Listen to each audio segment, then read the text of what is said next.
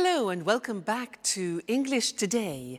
And this is DVD 5 and the first DVD of the elementary level. And in this DVD, you will see 3 more episodes of our story, That's Life, followed by our special TV programs. You'll see our travel expert in the discussion Around the World, followed by a discussion about the differences between generations. Then, in the grammar section, we will study the verb have and have got, and also the past tense of the verb to be.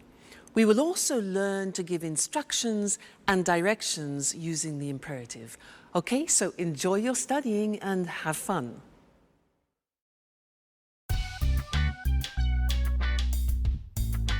Good morning, Alice. Wake up! Good morning, Jack.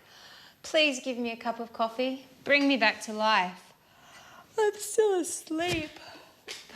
Here you are. So, what are you doing today? Well, first I'm taking a shower.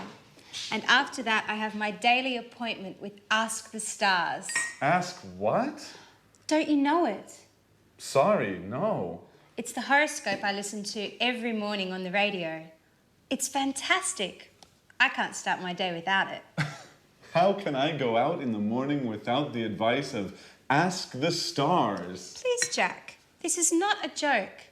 Our entire life is driven by planets. By the way, what are you doing today?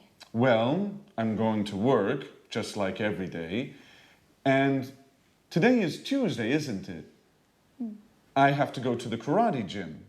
Wow. Are you doing anything this evening? No, I don't have anything planned. Well, Sharon, Anne and I are going to the cinema. Maybe Peter is coming too. Would you like to come? That sounds great. Which film? We're seeing Interview with the Vampire. Not that film, guys. I hate horror films. Why don't we go to see the latest Julia Roberts film? Oh, please. We don't need more romance. We already have our love story in the apartment next to us. With Peter and Sharon, I mean. Okay, you are right. Let's go to see Interview with the Vampire then. Well, I think I prefer to stay at home. Now I've got to go to work. See you later. Is everything okay, Jack? Yes. Why? It's late, that's all. Bye. Bye.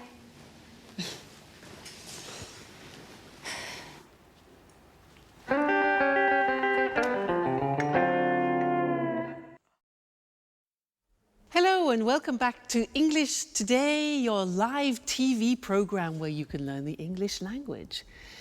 And in this lesson, we're going to look at the verb have. Now, the verb have, you think, well, that's easy.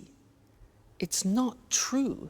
It's actually quite complicated because there are 2 ways of using the verb have in English. I can say, I have a scooter, or I've got a scooter.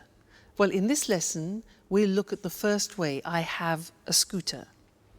Now, in our last episode, do you remember that Alice said, I have my daily appointment with Ask the Stars. You know, she believes in the stars. I have my daily appointment. Just simply the verb have. Now, I want to give you a little test before we move on. If I say, I have a scooter, how would you ask me the question about that? A scooter? How would you do it?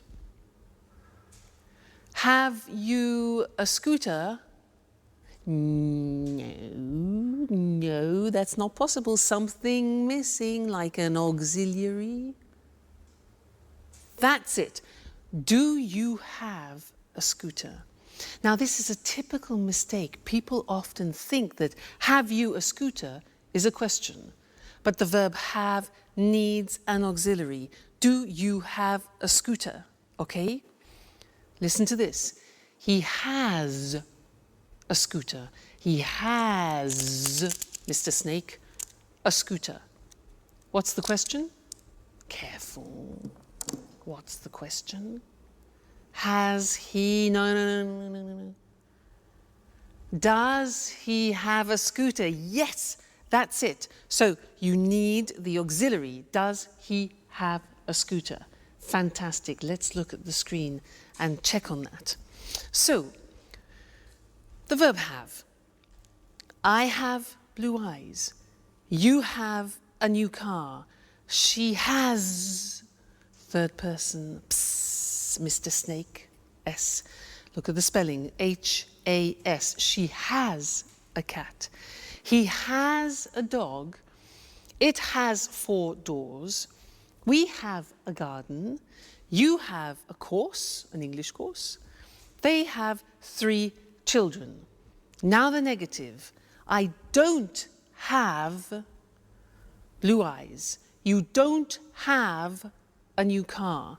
She doesn't, look at the pronunciation, she doesn't have a cat. He doesn't have a dog.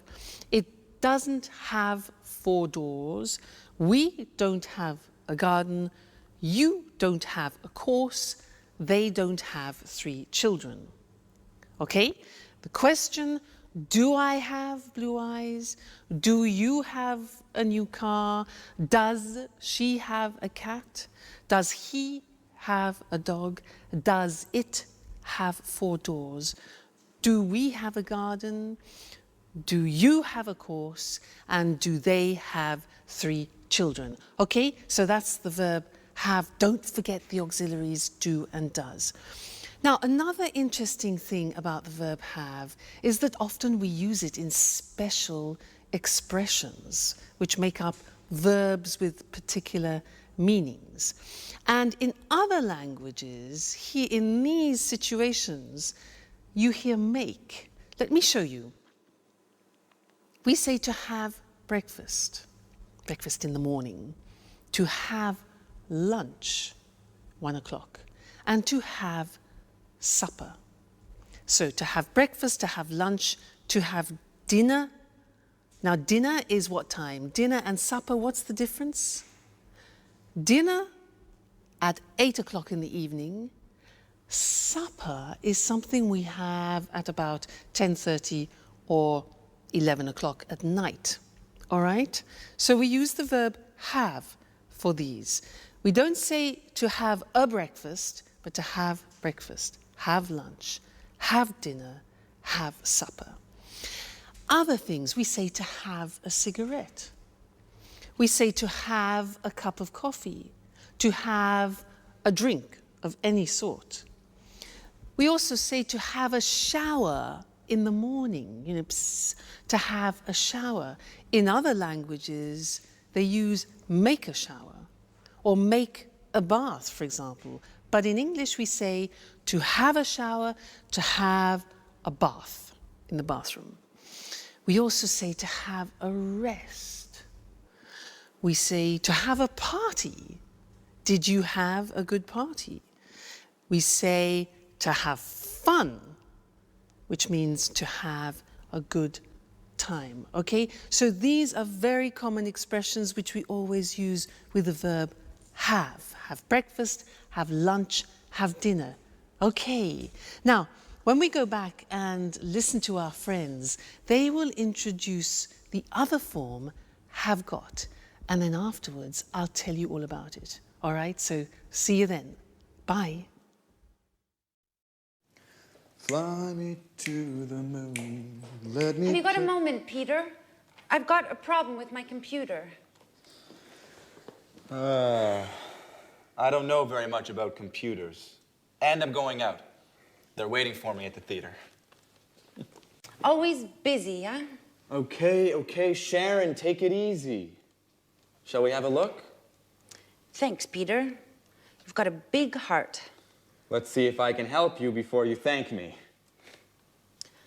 All right. I can't use this program.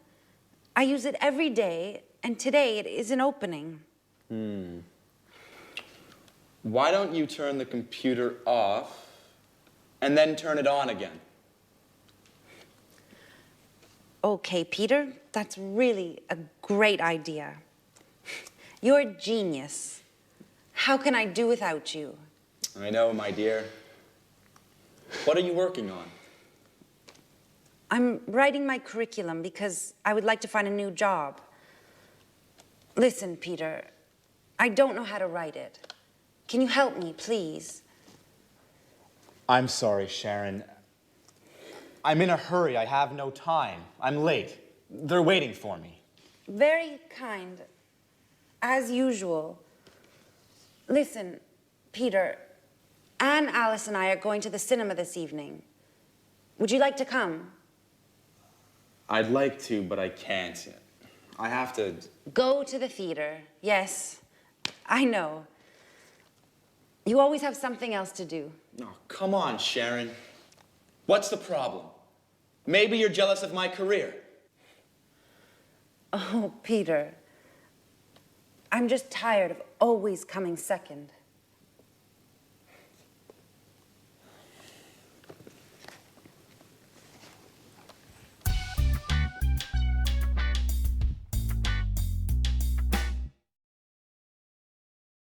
Hello and welcome back. How are you all? Did you notice that Sharon is tired of coming second? Well, I understand her. If you live with a musician, you need to be very patient. Now, Sharon said in that last episode, she said, "Have you got a moment?" Then she said, "I've got a problem with my new laptop." Have got. And this is what I want to study with you now. The second use of have got. Now, in order for you to understand it better, let's do something in a typical context where we would use have got. Let me tell you about my present situation. I'm in a flat, but I have to leave the flat and find another one. And I saw an advertisement in the newspaper for a flat which looks quite interesting. So I want to call the owner of the flat and ask him some questions, all right? So listen to what I say, all right? Now, his name is Mr. James. 4, 5, 6, 7, 8, 9, 7. I hope he's in. Let's see. Mr. James. Hello, Mr. James. Yes, hello. My name is Louise Evans, and I saw your advertisement in the newspaper for a flat, and I wondered if I could ask you some questions. Great, okay. How many rooms has it got? Yes, okay, so 2 bedrooms, good. A living room, a kitchen, bathroom, and toilet. Very good, fine. Has it got a garage? No, okay, so I have to park my car in the street. Okay, fine. And a garden, does it have a garden? No, okay, a small balcony on the 2nd floor. Good, fine. And has it got central heating? Central heat, yeah. And kitchen electricity, oh, well, okay, an electric kitchen is fine, why not? Another thing is air conditioning. It gets very hot in England in the summer now. No, all right. Does it have easy access to public transport? Oh, good, so there's a tube nearby. Fantastic, good. Another thing is, has it got big windows? Because I love a lot of light. Small windows. All right. Has it got any views? The road and the neighbour's garden. Okay. And one more important thing. How much does it cost a month? £1,250. Right. Okay, thank you very much. Yes, I'll think about that and I'll call you back. Okay, fine. Thank you very much. Thank you. Goodbye. Bye. Bye. £1,250? Oh my God. That's a lot of money for a flat. I can't afford that. It's impossible. Now, did you notice that I used has it got a lot as a construction?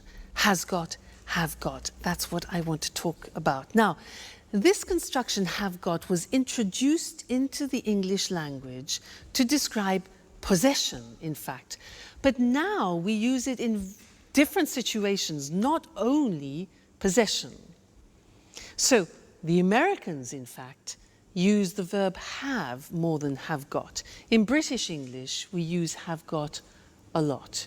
All right, now let's have a look at the construction. So in the positive form, I have got gets contracted to I've got. I've got some money. You have got becomes you've got. You've got a scooter.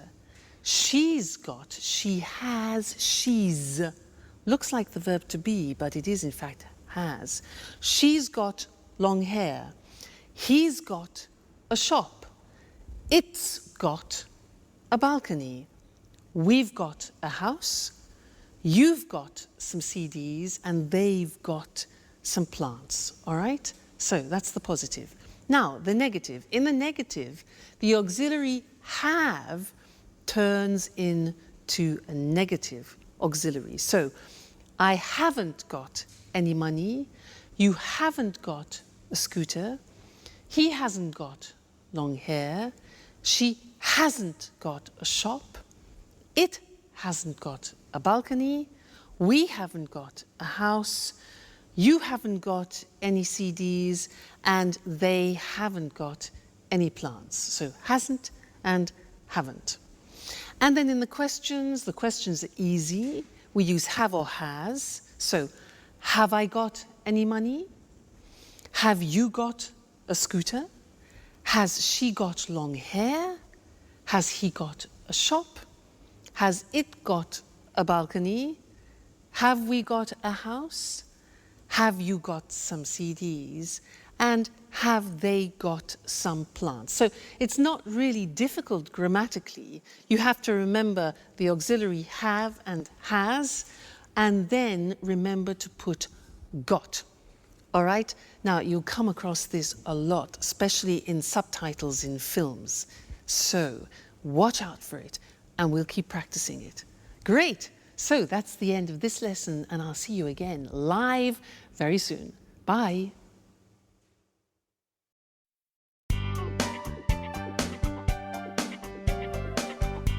Hey, Anne. Housework, eh? Yeah, at last. Can I ask you a question? Sure. Oh, how are you and Peter? We're fine, thanks. Listen, I want to go to that bookshop. Do you remember? Oh, yes. The one with lots of photography books. Yeah.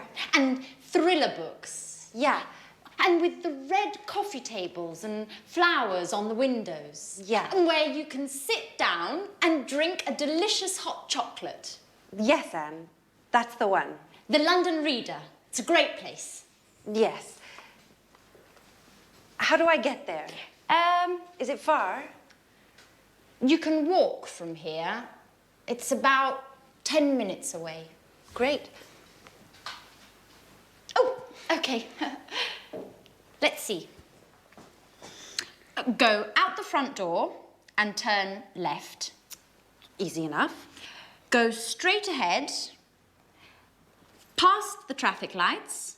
Right. Straight ahead, past the traffic lights. Turn right into June Lane. June Lane. Then follow June Lane to the end of the street and turn right into May Avenue. Just a moment. Turn left on May Avenue. No. Turn right into May Avenue, and the bookshop is Hi, the... Sharon. What are you girls talking about? I'm giving Sharon directions for the London Reader. So, turn right into May Avenue, and the bookshop is the second shop on the left, next to the butcher's. No, Anne. Sharon, the bookshop is on the right, past the museum and between a chemist and a bank. No, no, Jack. You are wrong. The bookshop is... Okay, guys, be quiet. Don't worry. I've got my map. Sharon, I can come with you, if you don't mind. Great. That's very kind of you, Jack. Jack, housework? Do you remember?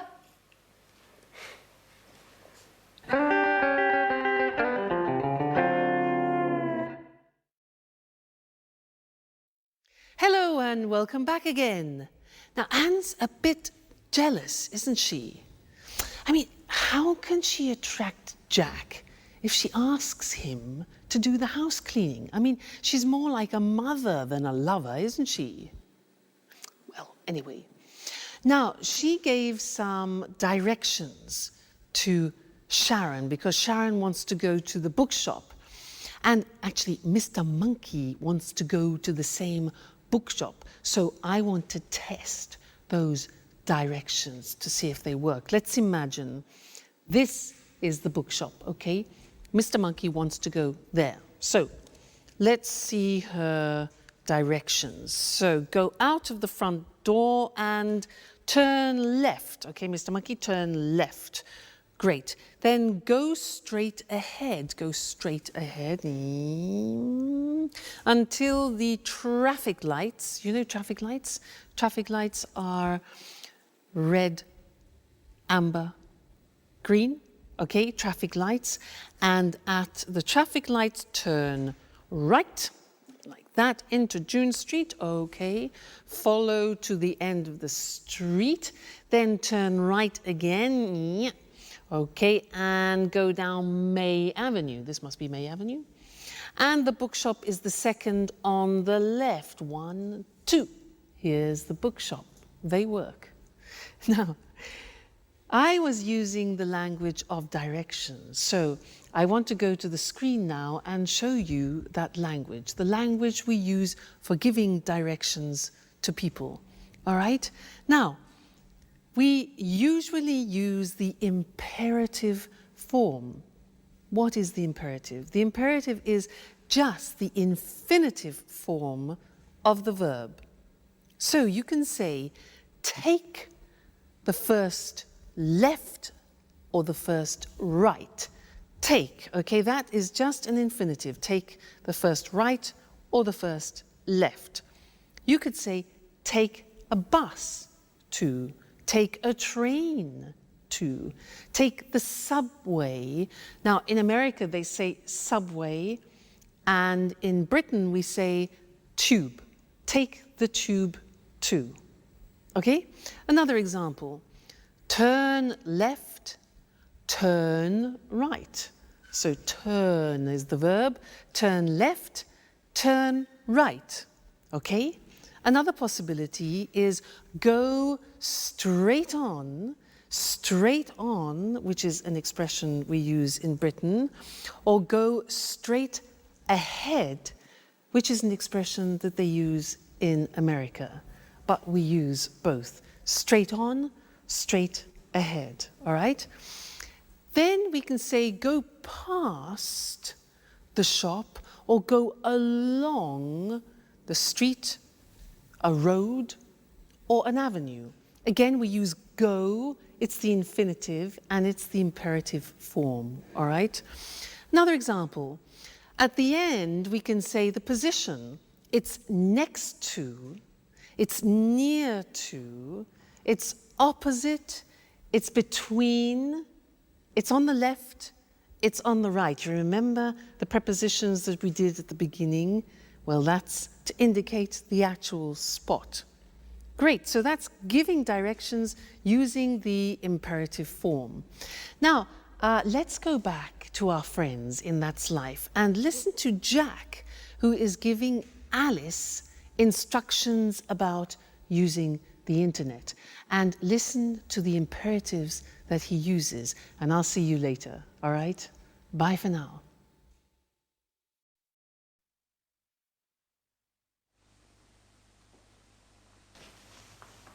Hey, Alice. What are you doing? Do you mind giving us a hand with the housework, please? Can't you see? I'm cleaning the computer. I see. I see. Why is the computer on? Just a moment. I don't understand how to connect to the internet on this computer. Can you help me? Okay, but just for one moment. Thanks, Jack.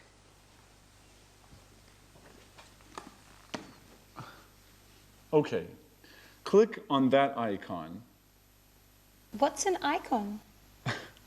That symbol on the screen. Do you mean this picture of a telephone? Yes, click on that. Right. Now what? Enter your username and password Okay. and click on that button there. Click on the button. And now you're connecting to the internet. Hey, that's easy. It's very easy, Alice. You are hopeless with computers. And with housework, too. Come on, Alice. It's time to clean up this mess now. Hello again. Did you notice how Jack was giving Alice instructions to go on the internet? Well, I want to give you some instructions to do something at home. Now, in order to do that, you need one of these. What's this? Huh? A what? It's a napkin. A napkin. So, take a napkin, all right? Put it down, open it up like this. Okay, so we have an open napkin. Anyway, now, take the bottom of the napkin and fold it over a little bit, like that, okay? Then fold it again, like that.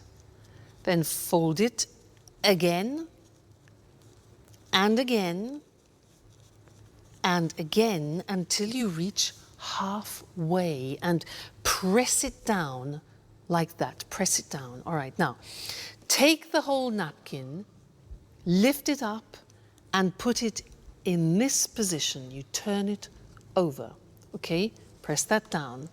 Now, take the bottom of the napkin and fold it in half over like this. Again, press it down well. Now, take this part of the napkin here on the right and fold it right down along the folds on the left. Press down. Then take all of it up like this and fold this bit over so you create a support like that. Then turn it around and bing! There you have something nice to decorate your table with. A romantic dinner, for example. All right? So I gave you instructions in order to do that. And we're going to look at that on the screen because I used imperatives to give you the instructions as I used for giving directions. All right? So let's see. Let's use some other examples related to the computer and the internet.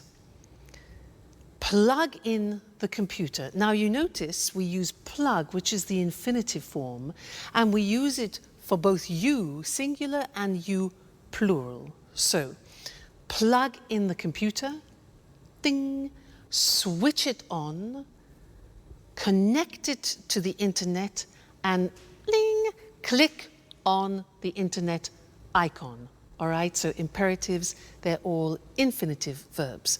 Now, the negative, if you want to use the negative of the imperative, we say do not, which is contracted as always in English, and we say don't click too many times, or don't press the exit button or don't overload the desktop. Okay, so this is the negative imperative form. Very interesting, that. And don't forget to be here for your next lesson. All right? See you then. Bye.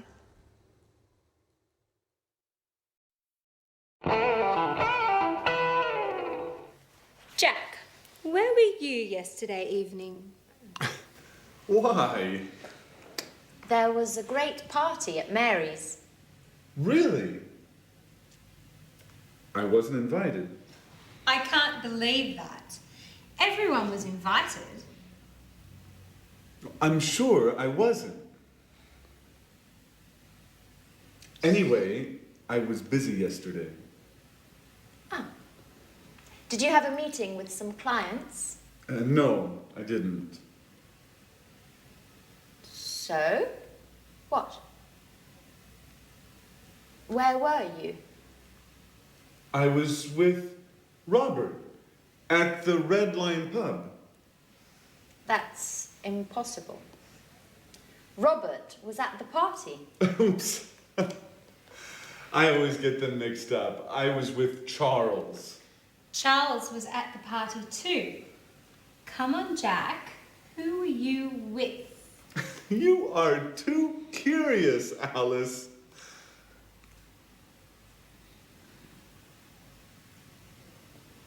Okay. I was with a girl. Uh-oh. And? And what? Well, what's her name? Do we know her? How old is she? Stop, Alice, stop. It's none of your business. Okay, you don't want to tell us. That's okay. I like mystery. It makes life exciting. Well, let's change the subject. Peter, where were you yesterday evening? Why weren't you at the party? I was at the theater. We are preparing the performance. And you, Sharon? Where were you? Me? Where were you? I was at home watching a film on TV. Which one? The latest film starring Nicole Kidman. What's the name? Yes, Moulin Rouge. Really? That's strange. I remember. Here, look, it's on TV today. Really? Oh, they always show the same stuff on TV. Oh, don't get up. I'll get the door.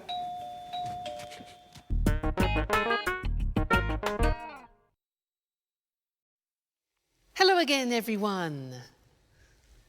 Well done, Sharon. That was a bit embarrassing, wasn't it? Now, where were you last night? Well, I wasn't at a party. I wasn't in a pub like Jack. I wasn't at the theatre. I was at my first samba lesson, and it was great. Fantastic. You know, the music was really fantastic, really loud and exciting. And there were 30 people there. It was difficult to see the teachers. You can imagine, 2 teachers, 30 people. Excuse me. Anyway, as usual, there were too many women and not enough men, and that's typical. But the teachers were fantastic. They were really, really professional. One was Brazilian and the other was from Argentina. Yeah, Argentina. Great, really, really good. And in the first lesson, it was easy because we did some, basic steps. But it was really, really enjoyable. And I can't wait for the next lesson because that was so exciting. Can you samba? I bet you can. Now, in most of those sentences, I was using the verb to be in the past, and that's what I want to look at with you now. Let's look at the screen. To be in the past, when we talk about something specific in the past. Let's look at the form. I was in New York last year. You were, see how it changes? You were at the party last night. He was at a meeting on Tuesday. I was, you were, he was, she was fine yesterday, for example. It was beautiful. We were at school on Monday. You were happy, and they were in London 2 weeks ago. So you see, I was, you were, he, she, it was, we were, you were, they were. Be careful about that. It's easy to make a mistake. Now, what about the negative form? Well, was becomes wasn't. Listen to the pronunciation. Wasn't, wasn't, okay? So, I wasn't on time this morning. You weren't here yesterday. He wasn't at the party last night. She wasn't very happy. And it wasn't difficult, okay? We weren't at work on Saturday. You weren't on time for work. And they weren't on holiday last month. So wasn't and weren't. Question form, listen to these. Where was I yesterday? Where were you last night? Where were you last night? Where was he last week? Was she at work yesterday? Was it an easy test? When were we there? What time were you at school yesterday? And how often were they in class? So, the verb to be in the past tense, I was, you were, he, she, it was, we were, you were, they were. Very important. You can't live without that verb to be in the past. All right? Great. Well, we will continue with the past in the next lesson. So, see you then. Bye.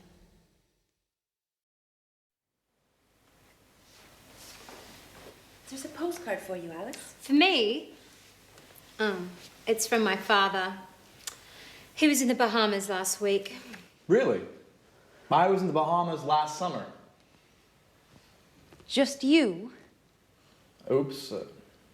Sorry, Sharon. We were in the Bahamas last summer. It was sunny and hot. Perfect weather for swimming and relaxing. It was fantastic. Fantastic. Yeah, fantastic.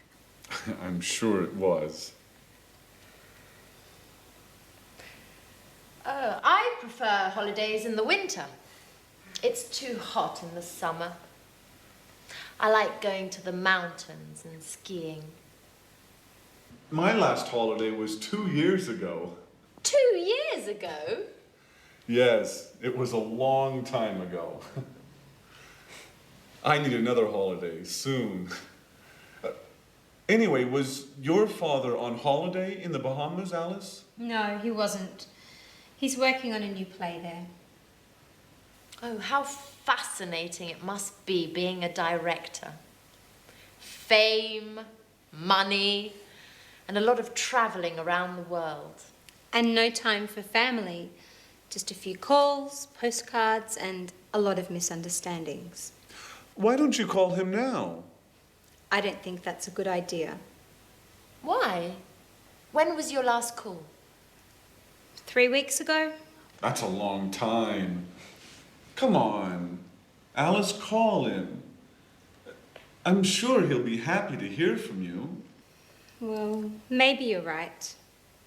Okay, I'll call him. Thanks, Jack. For your advice, I mean.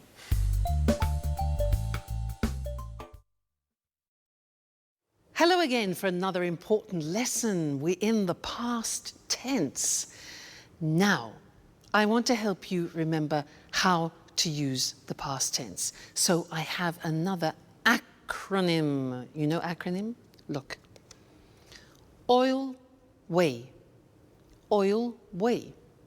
Now, these letters represent the time words when you use the simple past tense. What do I mean by that? Well, this one, for example, let me give you an idea. This stands for yesterday, okay? Yesterday. Now, when you have yesterday in the sentence, you always use the simple past, okay? Now, do you know what the other words are? Let's have a look. An easy one could be this. Last. Last, do you know that? Last week, I was in Paris. Last week. Okay? Now, what about this one?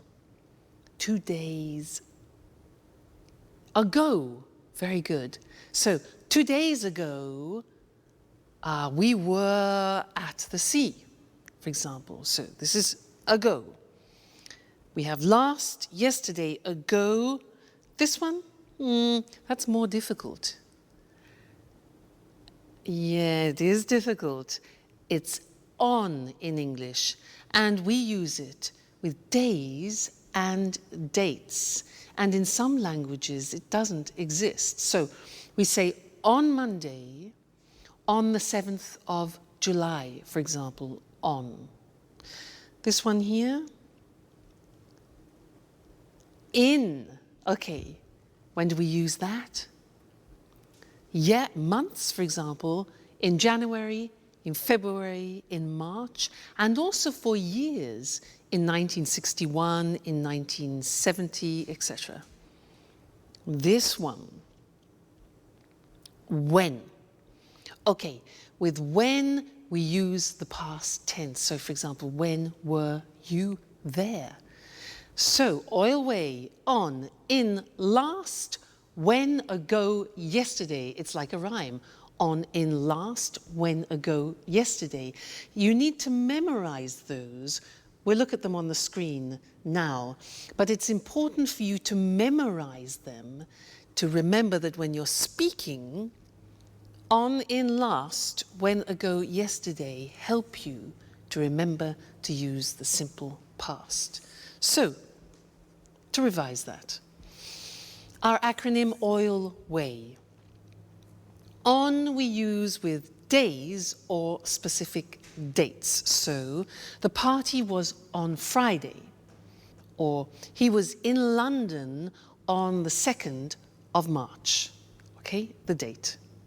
Then in with a specific year or with months. So, for example, she was born in June in 1976.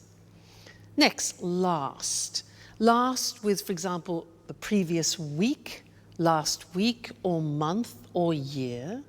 So the examples are, they were in Vienna last month. When. Now, when with a past time clause, sometimes in the question, sometimes in the middle of the phrase. So, I was very happy when I was a teenager. Okay, that's when. Then ago, for example, 2 days ago, 2 months ago, 3 years ago. We were at the meeting 3 weeks ago, right? And then the last one, easy, yesterday with the previous day. So I was at the cinema yesterday. All right, oil way, don't forget it, memorize it. On, in, last, when, ago, yesterday, always with the simple past. All right, that'll open up a world for you. Great. We will still do more about the simple past. It's an important tense. But the verb to be is often the one which people forget. So be very careful when you're speaking.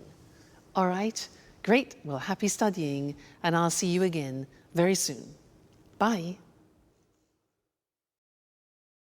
Good evening and welcome to this week's edition of The Travel Programme, the programme about everything to do with travelling and holidays. Here in the studio with me, as always, is Christine Oteng, our travel expert. Hello, Lucy. Well, summer's approaching and the summer holidays are too, so have you got any suggestions for the holidays? Well, let's see. Are you bored with your usual holiday? Are you tired of beaches or trips to the mountains? Would you like to say no to museums, city tours and shopping? Well, why don't you try something new and exciting? What exactly do you have in mind? How about a holiday hunting for ghosts in a castle in Great Britain?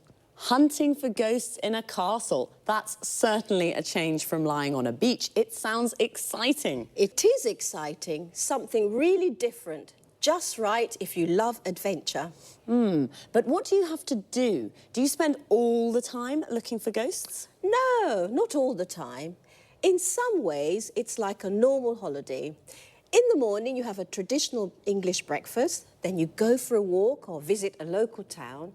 In other words, you do the things you always do when you visit a foreign country. But the fun starts in the evening. You have dinner, and then the ghost hunting starts. With the help of 1 or 2 ghost experts, you search through the haunted castle until late at night. Oh, it sounds frightening. It is frightening. There are strange sounds, doors and windows open and close by themselves. Yes, it's really frightening, but exciting too. Tell me, Lucy, do you believe in ghosts? Yes, I do, but I'm not very brave. I don't think I'd like to visit places like that, especially not at night. Are there any haunted castles in Great Britain? Oh, yes, there are, especially in Scotland. Many of the castles in Scotland have got ghosts. There are some fascinating ghost stories. There are lots of books about haunted castles. Why not read one before visiting Scotland? I see. A holiday spent looking for ghosts. A night in a haunted castle would certainly be a memorable experience. It certainly would. And if you want to see even more ghosts before you return home, try a ghost walk. In London, visit places in London famous for strange and unusual happenings. Christine, this is definitely an interesting idea for a holiday with a difference. Well, if you're curious about ghosts and you love adventure, this could be just the holiday for you. Thanks, Christine, for this unusual holiday idea. You're welcome. Goodbye. And goodbye to all travellers. See you again soon. Do you believe in ghosts? To believe in ghosts means you think that ghosts exist. If you do, then you say, I believe in ghosts. We say that a castle is haunted when it has a ghost or more than one. We say it's a haunted castle. Now, there are lots of different kinds of holidays, and the holiday Christine just told us about is an adventure holiday. Looking for ghosts in a castle is an adventure. But personally, I prefer beach holidays. They are definitely more relaxing. Or perhaps you prefer city holidays. A city holiday is when you visit a city. So let's look at some of the things you can do when you have a beach holiday. You lie on the beach in the sun and relax. This is called sunbathing. You go for a walk on the beach or go for a swim in the sea. Notice the expression go for. You can visit a local town. Local means that it's near the place where you are. What about when you have a city holiday? You can go on a city tour. A bus takes you on a tour round the tourist sites of the city. A tourist site is something that tourists want to see. For example, the Colosseum in Rome or Buckingham Palace in London. You can go for a walk around the city and visit the tourist sites. We call this sightseeing, and we say, go sightseeing. Just one last thing. Remember, there is a difference between travel and trip. To travel is a verb. When you go on holiday to a different city or country, you travel. A trip is a noun, and it's like a short holiday. You say, go on a trip. This means to go somewhere for a short time. For example, go on a trip to Scotland. Goodbye for now, and see you next time. Good evening, and welcome to this week's edition of Let's Talk, the Saturday debate with our commentators, Tom and Marie. Good evening, Eric. Good evening. Well, this evening, let's talk about the differences between the generations. What do you think about this issue, Tom? I think that over the last 50 years, lifestyles have changed a great deal. There's been a lot of progress. New technologies have helped here. Think about healthcare. It's very good today. Television and internet tell people about the world and what's happening. So, lots of progress. Do you think life is easy today? Yes, I think it is. There are lots of opportunities for everyone. Let's take travel as an example. In the past, it was impossible to travel a lot. Today, we can fly to lots of cities in Europe, and it's very cheap. I'm sorry, I don't agree with you, Tom. I mean, it's true that lots of things are easy now, but there are also lots of things to worry about, and there's lots of stress. In the past, life was simple. It was all about the family and family values. Do you think that people today are confused about how to live life? That's exactly what I mean. Today, people marry when they're 30 or 35. When my grandmother was young, it was usual to marry young and start a family. Well, things are different today. I mean, women work now. 50 years ago, only a minority of women worked. I think this is very important for female emancipation. I agree with you, Eric. Today, women are fulfilled. They play an important role in society. Yes, but it's not easy for women. They have less time for the family, the children, and the housekeeping. I'm not sure that my grandmother would agree. Life was hard for her. There weren't any washing machines, or dishwashers, or vacuum cleaners. She was the washing machine, the dishwasher, and the vacuum cleaner. And after all that work, there was nothing to do. She stayed at home all the time. Today, people go out 3 or 4 times a week to the pub, to the cinema, or to the disco. My grandparents were always at home. Well, life is definitely different now. According to Tom, life was hard in the past. Now everything is easy. Marie doesn't agree. She thinks that life today is difficult and that people have lots of cares, worries, and stress. And what do you think? Well, it's time to say goodbye to our commentators. Goodbye. Goodbye. And we'll see you again soon on the next edition of Let's Talk. Okay, first of all, let's have a look at the expressions we use to discuss our different ideas and opinions. What do you think about this idea? This is a good way to ask someone's opinion, or simply, what do you think? How about when you don't agree with someone's opinion? You can say, I'm sorry, I don't agree with you. This is a polite way to say, I don't agree. If you do agree with someone, then you say, I agree with you. When we give our opinions, we usually start with, I think, or I don't think. The use of that after think is optional. So we can say, I think it is important, or I think that it is important. Another useful expression is, I mean, and when we use it to explain our ideas better. Let me give you an example. Things are different today. I mean, women work now. So I say things are different, and then with I mean, I explain how they are different. What about the vocabulary we use to talk about the things that have changed in the last 50 years? Let's take healthcare. It's the protection a country gives to its people like doctors, hospitals, and medicines. These are all parts of healthcare. Another important thing is female emancipation, the freedom of rights that women have. And some things that we have in our houses now, which make our lives easier, are the washing machine. This is the machine that washes our clothes.